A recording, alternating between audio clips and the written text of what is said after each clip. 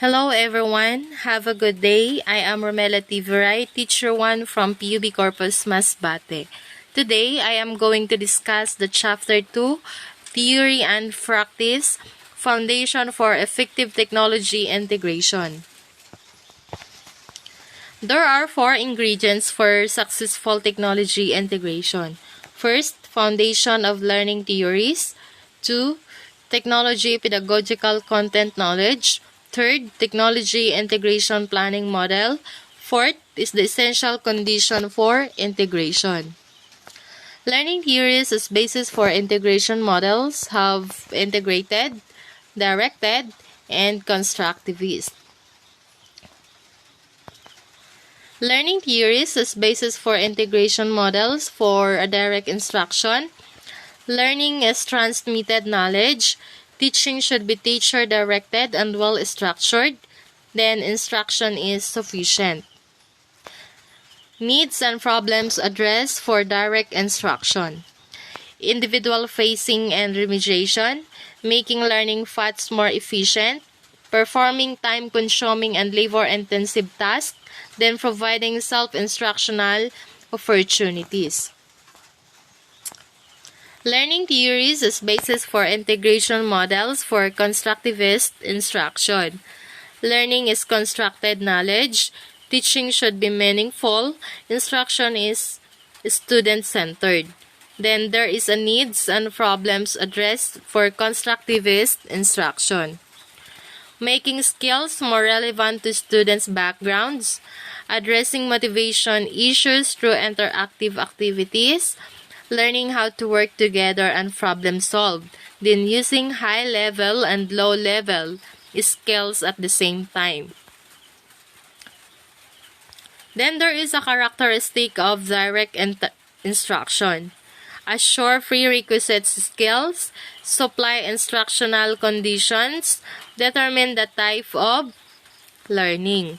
And then for the characteristic of constructivism, we have problem-oriented activities, visual formats and mental models, collaborative learning, learning through exploration, and authentic assessment. Directed technology integration strategies, theoretical basis. Okay. We have behaviorist theory by V.F. Skinner. So when we say behaviorism, it is a learning theory that studies observable and measurable behavioral changes, which result from stimulus response association made by the learner.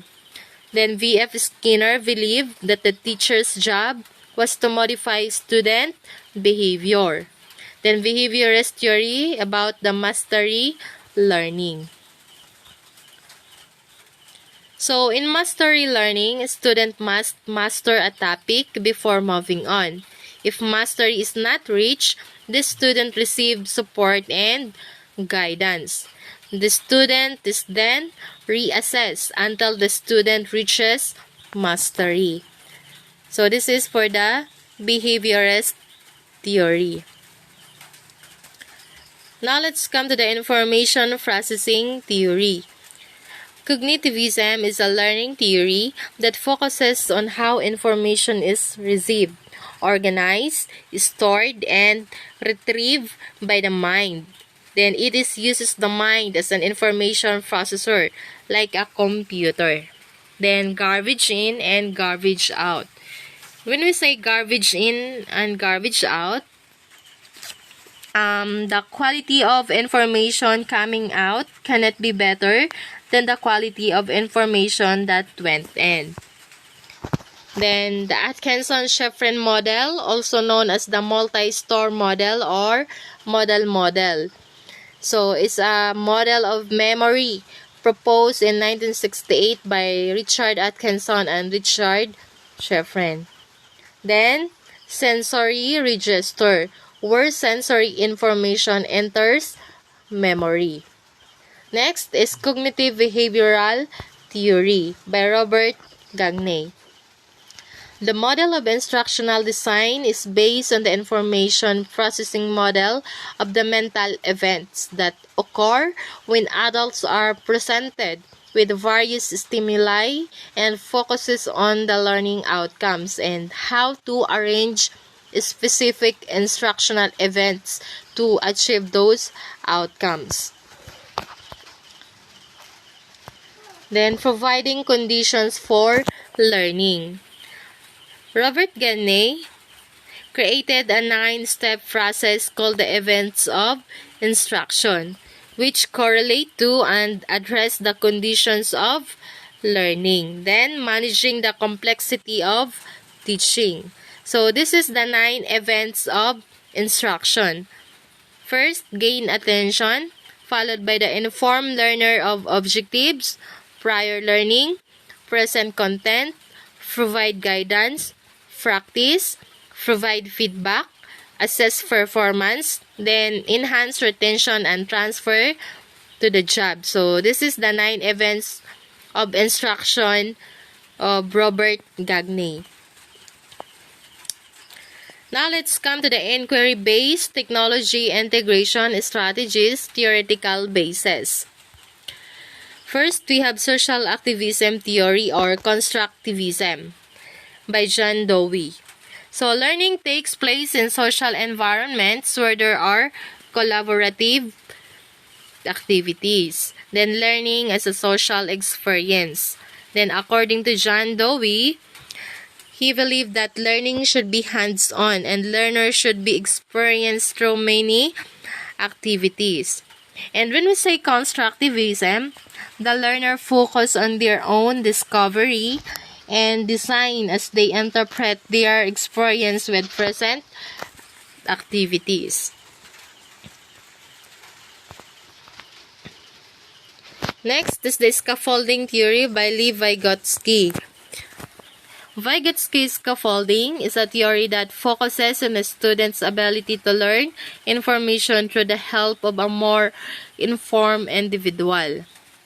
Then, the zone of proximal development. It refers to the difference between what a learner can do without help and what he or she can achieve with guidance and encouragement from a skilled partner. Then, the term of proximal refers to those skills that the learner is close to mastering. Next is the child development theory by Jean Piaget. Child development theories focus on explaining how children change and grow over the course of childhood. Jean Piaget proposed the 4 stages of development. First, sensory motor. Second, pre-operational. Third, concrete operational. And fourth is the formal operational. So, this is the stages of development. Sensory motor stage, from 0 to 2 years old, the child begins to interact with the environment. And for pre-operational stage, from 2 years old to 7 years old, the child begins to represent the world symbolically. Then 7 years old to 12 years old, for concrete operational, the child learns rules such as conservation. And for the formal operational stage, from 12 years old to adulthood, the adolescent can transcend the concrete situation and think about the future. So this is the stages of development by Jean Piaget. Next is the instructional support for child development by Jerome Bruner. The concept of discovery learning implies that a learner constructs his or her own knowledge for themselves by discovering as opposed to being told about something. Then the teacher should facilitate the learning process by developing lessons that provide the learner with information they need without organizing it for them. Then Jerome Bruner proposed the 3 modes of representation. First, an active, action-based. Second, iconic or image-based. Third, symbolic or language-based. Next is the multiple intelligence theory by Howard Gardner. So, this theory of multiple intelligence proposes that people are not born with all of the intelligence they will ever have. So, this is the 8 multiple intelligence of Howard Gardner. Verbal or linguistic, logical or mathematical, naturalist, bodily or kinesthetic, musical or rhythmic, interpersonal and intrapersonal, then visual or spatial. Okay, next, let's come to the technology integration strategies based on each model. For the directed models, remedy identified weakness or skill deficits, promote fluency or automaticity of prerequisite, provide efficient self-paced instruction, support self-paced review of concept. And then for constructivist model, foster creative problem solving and metacognition, allow for multiple intelligence, build mental models and increase knowledge transfer, then foster group cooperation. Then directed models and constructivist models both generate motivation to learn, both optimize scarce personal and material resources, remove logistical hurdles to learning, then both develop information literacy and visual literacy skills. Next is the technological, pedagogical, and content knowledge. So this is the figure of technological, pedagogical, and content knowledge, or TPAP. Okay, now let's come to the technology integration planning, or TIP. TIP model designed for teachers, especially those new to technology. Or it helps teachers to plan for effective classrooms uses of technology. So there are 6 phases of technology integration planning. First, reflect on technological pedagogical content knowledge. Self-assess knowledge domains. The question is, what is my knowledge of technology? What is my knowledge of pedagogy? What is my knowledge for content? And for phase 2, determine relative advantage. Why should I use technology-based method? So the questions are the following. What is the instructional problem I am addressing? Do technology-based methods offer a solution with sufficient relative advantage? Then for phase 3, decide on objective and assessment. How will I know students have learned? What outcome do I expect from using new methods? What are the best ways on assessing these outcomes? Okay, for phase 4, design integration strategies. What teaching strategies and activities will work best? What kind of instructional materials needed? How technology can best support these methods? How can I prepare students adequately to use technologies? Then for phase 5, prepare the instructional environment. Are essential conditions in place to support technology integration? What equipment, software, media, and materials will I need to carry out instructional strategies? Then, how should resources be arranged to support instruction and learning? What planning is required to make sure technology resources work well? And then for phase 6, evaluate and revise integration strategies. What worked well? What could be improved? How well was the technology integration strategy work? What could be improved to make it better? So those are the phase 6. So again, TIP have 6 phase. Okay, phase 1, assess technological, pedagogical content knowledge. 2. Determine relative advantage. 3. Decide on objective and assessments. 4. Design integration strategies. For 5. Prepare the instructional environment. And for phase 6, evaluate and revise integration strategies. Now let's come to the effective technology integration. This is the overview of effective technology integration. Okay, now let's come to the essential conditions for technology integration. First is the shared vision for technology integration. Coordinated school and district planning and involve teachers and other personnel at all levels. Budget yearly amount technology purchases and MEL funding incremental. Then emphasize teacher training, match technology curriculum needs, then keep current and build in flexibility. And then next, empowered leaders. Systematic success with technology requires involvement of entire community. Then stakeholders at all levels are informed about the goals of the community, district, and school. Next is the standard and curriculum support.